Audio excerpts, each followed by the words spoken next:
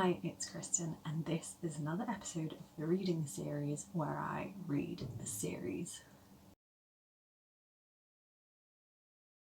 So, for this episode, I'm going to be reading the One of Us is Lying series. I don't know if that's the official name, but it's One of Us is Lying, One of Us is Next, and One of Us is Back by Karen M. McManus.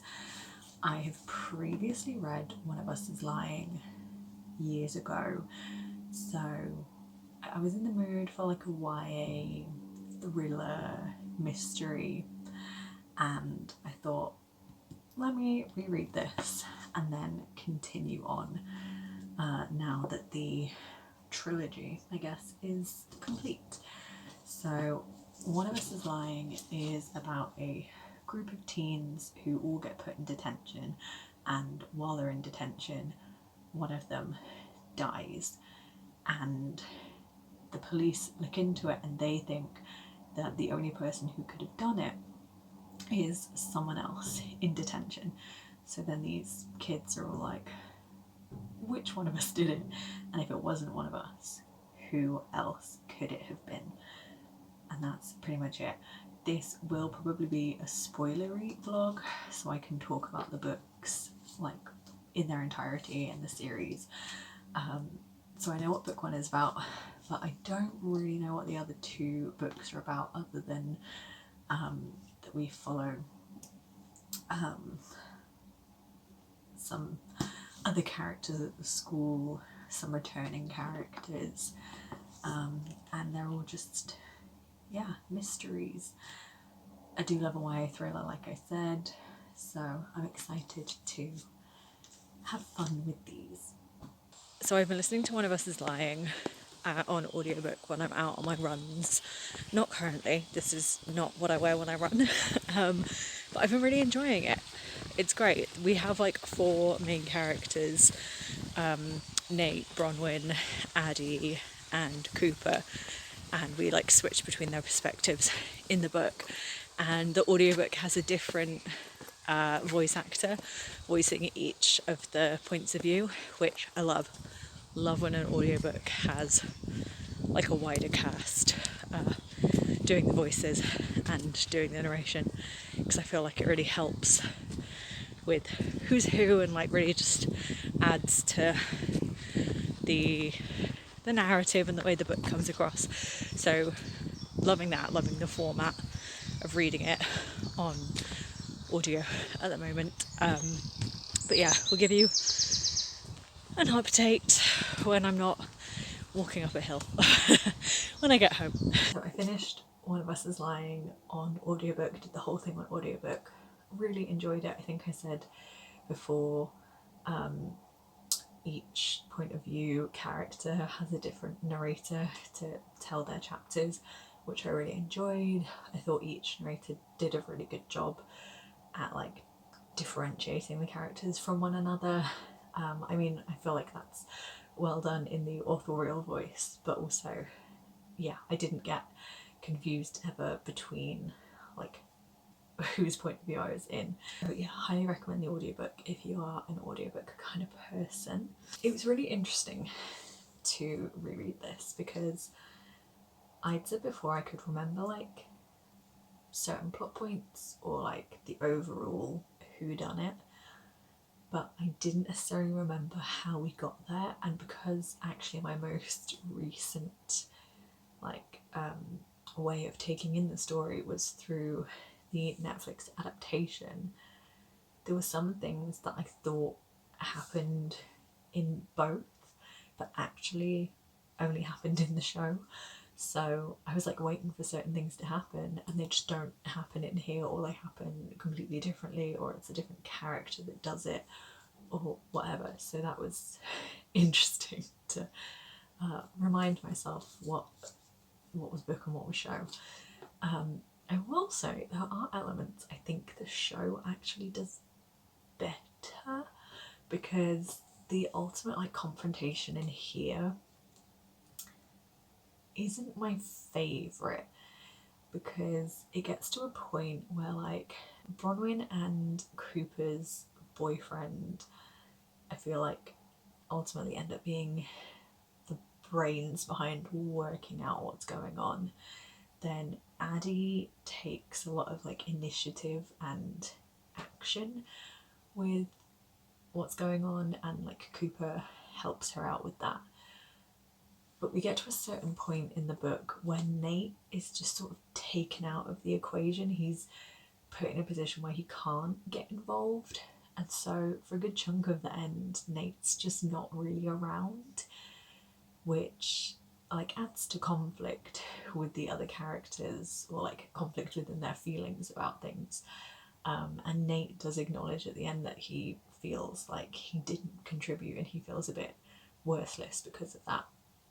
So it creates good character conflict and relationship conflict, but doesn't feel super satisfying because it doesn't feel like in the end they all worked it out together. Whereas in the show, Nate isn't taken out of the action as much, or is only temporarily, and the like final confrontation in the show is all of them together working out what's going on, taking action, and like coming with a plan and doing that plan as a group, which just feels a bit more satisfying if you like the sort of ragtag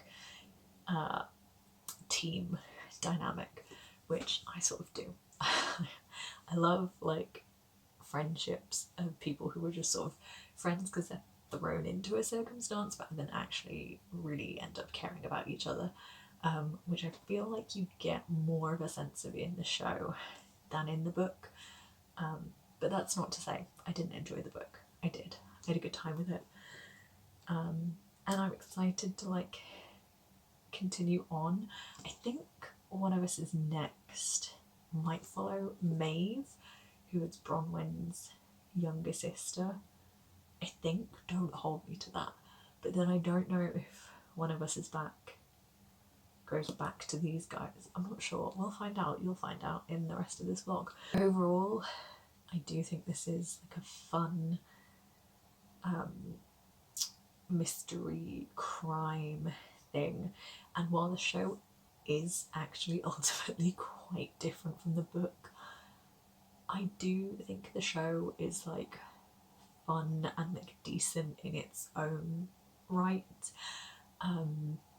Things are changed, characters are changed, relationships are changed, clues and how they come upon information is changed, but the ultimate like mystery is pretty much the same, although the very end of this and the show go in really different directions.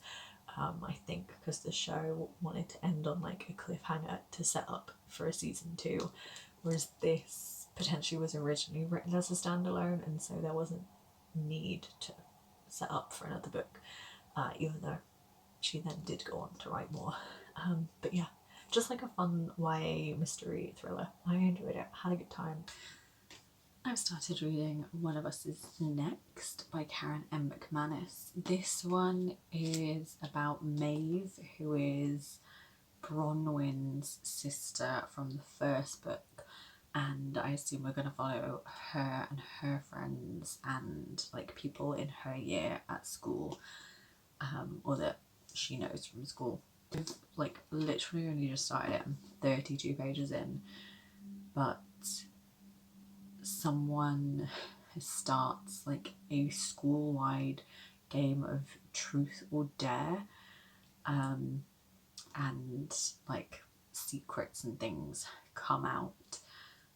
That's really all I know about it. We do have some returning characters from the first book, like Addie and Nate have already been present, and we've talked about Bronwyn and Cooper, so they are still going to be involved in the story somewhat. But yeah, I'm going to read this one physically, and then I'm going to do the third one on audio because I had to return my physical library copy because someone reserved it and I didn't get around to reading these fast enough, and so I had to return it to the library so that person who reserved it after me could read it. But the audiobook for the third one, which goes back, I think, to following the 4 from the first book, is narrated by the same people who narrated the first book, and I really liked the audiobook, so I thought that's not too bad. I can enjoy the audio for the third book. I'm going to get a bit further into this and I will let you know my thoughts as I go along. I'm actually nearly done with One of Us Is Next. I'm just finding it very readable. Like, I want to know what's going on. I want to find out. There was like a brief point, like, I don't know, 100 or so pages in to like towards the halfway point, where like a few rounds of Truth or Dare had been played, and like there were repercussions from that. But then Maeve like stopped looking into it, because Phoebe, one of our other main characters, was like, we shouldn't give this any attention, and Maeve was like, you're right. And so they like stopped engaging with the game. And then like Maeve and Knox, one of the other main characters, fell out and they weren't talking, and it was just like frustrating in a like mystery novel when characters like aren't talking and sharing information, or aren't engaging directly with like what's going on. So I found like that bit a bit frustrating, because I was like, let's start trying to solve this mystery, guys. But that is happening now. They are coming together, sharing information, like putting together all the different aspects. Things are coming together, they're working things out, so that is like now satisfying. I do think there's something going on with Emma, Phoebe's sister, and I'm just like waiting for that to be revealed, and I hope there is something, like she's actually tied into the mystery, because otherwise so far the like person they think is behind everything is like a character we've not really met, or like we haven't known who they are so far, and that always irritates me a bit in a mystery, because it's like I quite like a who's behind it, who done it, that you can like, if you went back, realize throughout, or like work out throughout. So when it's just like a random person who is like connected to the mystery but has never been like a character that we could actually think it was, that's a bit unsatisfying. So I think Emma is going to tie into it, but I don't know exactly in what way and like her reasons. So yeah, I'm near the end of the book. I'll just update you when I finished it and give like my full thoughts as a whole. Yeah, it's alright. I'm not like completely enamoured with it. It's not like best book I've ever read, but it's fun, it's holding my attention.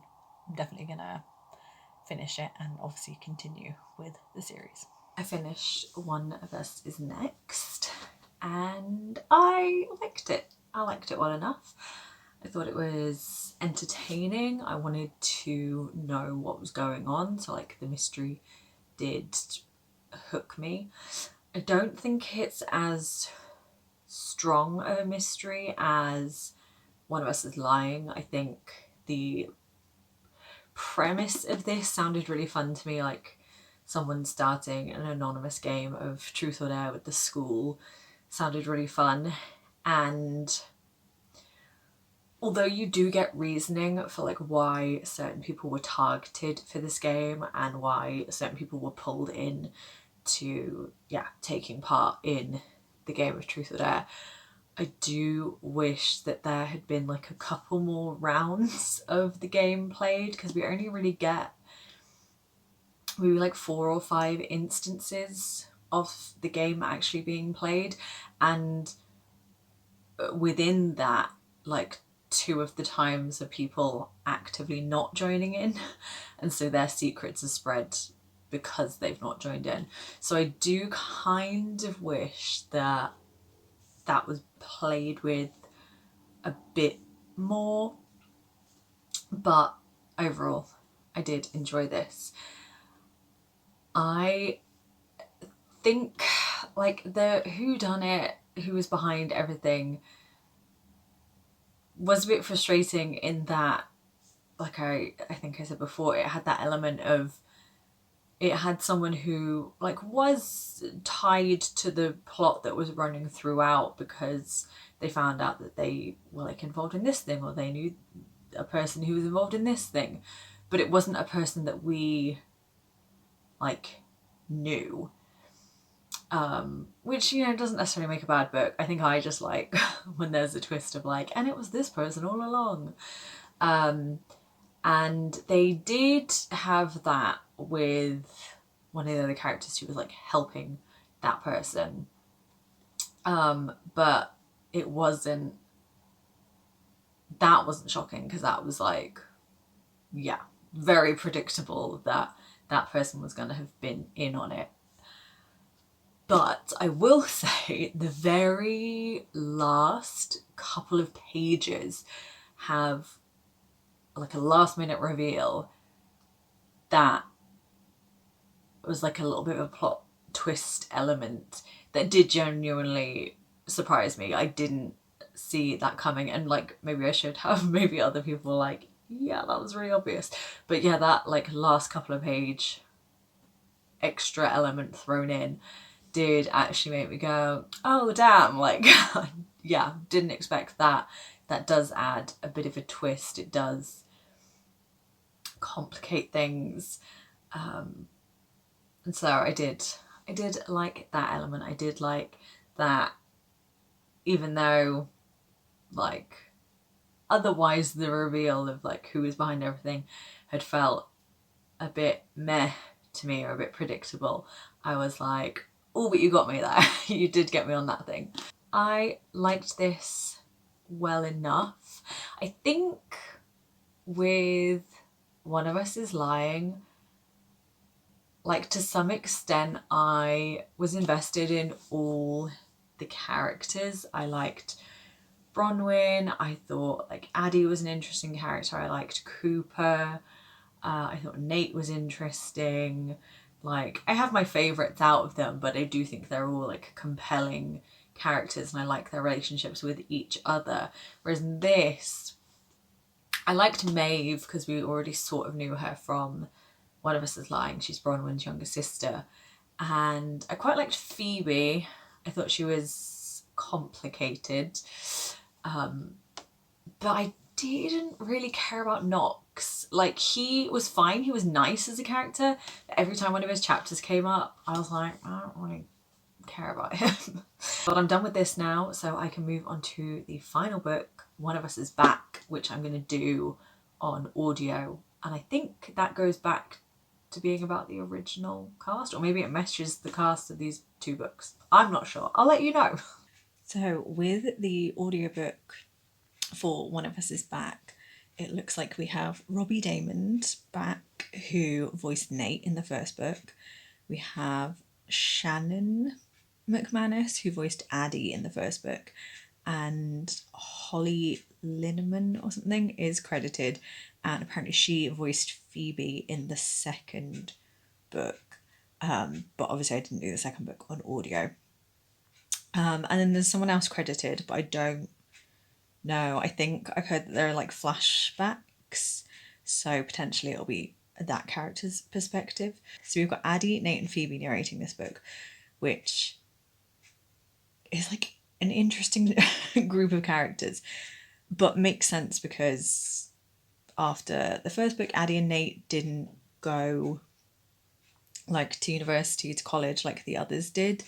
And they were like most prominent in being like background characters of the OG4 in the second book. And then, like, depending on when this takes place, Maeve was also going to go off to college, and presumably Knox as well. So I guess Phoebe maybe stayed in Bayview like Addie and Nate did. So yeah, but that's okay because I liked Phoebe. I thought she was like, yeah, an interesting perspective. And I like Addie a lot. Nate is not like one of my faves from the books, but I do love Robbie Daymond, who voices him in the audiobook. So yeah, we've got those three as our perspectives. I've not started listening yet, but I am going to go for a run later. So I think I'm going to, yeah, start it during my run. A billboard has gone up in Bayview asking if they're like ready for one last game or something. So that's our mystery so far, like what's the billboard about? But then also we've got Jake, Addie's boyfriend from the first book, is potentially getting a like a redo of his trial or like getting parole. So the characters are all very worried about that, and so I think that's going to add some character conflict, especially for Addie. So I think that makes sense why she's one of our POV characters, because we're going to get a lot of her thoughts and feelings about the whole Jake situation. I think Phoebe makes sense as a POV character when I think about it, because obviously like the cliffhanger from book 2 was very much about her family. And then with Nate, I think he's like the one of the OG Bayview crew who like at least had his life sorted or planned. He didn't think he was worthy of Bronwyn. His like family life is a bit messy, so I think we're just going to get a lot of personal growth from Nate, which I think will be interesting to see. But yeah, just interested to see how like the cast of both books interacts with each other. I've been listening to One of Us Is Back. Is that the right one? One of Us Is Back, yes. Yeah, we've got Nate, Phoebe, and Addie as our like POV characters this time, but the others are all like mixed in there. Maeve's in it, Bronwyn's in it, Cooper, Knox, Louise. Yeah, it's nice to see them like all interacting, but like I don't know that this book feels like super necessary. I don't think there's as strong of a like mystery going on. We've had like a mysterious billboard saying like something about like, is Bayview ready to play another game? And like that's sort of been, I was going to say been it so far. It's not. Phoebe also got drugged and like kidnapped one night, and then they found her the next day with like the word practice written on her arm. But I thought the kidnapping thing was going to be bigger, because like that's actually in the synopsis. It says like when one of the Bayview crew gets kidnapped, things start to go like awry. And so I thought like whoever it was that got kidnapped was going to be like missing. But that's not the case. They found her literally the next day. I mean, there's a mystery about like who took her, although they all have their theory, all the characters. It's not the most compelling mystery. It definitely feels like the weakest mystery of the 3 books. And I'm like nearly halfway through the book. I think I'm like 4 hours something into the audiobook, and I've got like 5 hours something left. So yeah, like I'm enjoying it well enough. Like I'll definitely continue. I'll definitely finish to finish the trilogy, and I like the characters, but I'm not as compelled by it as I was with especially the first book.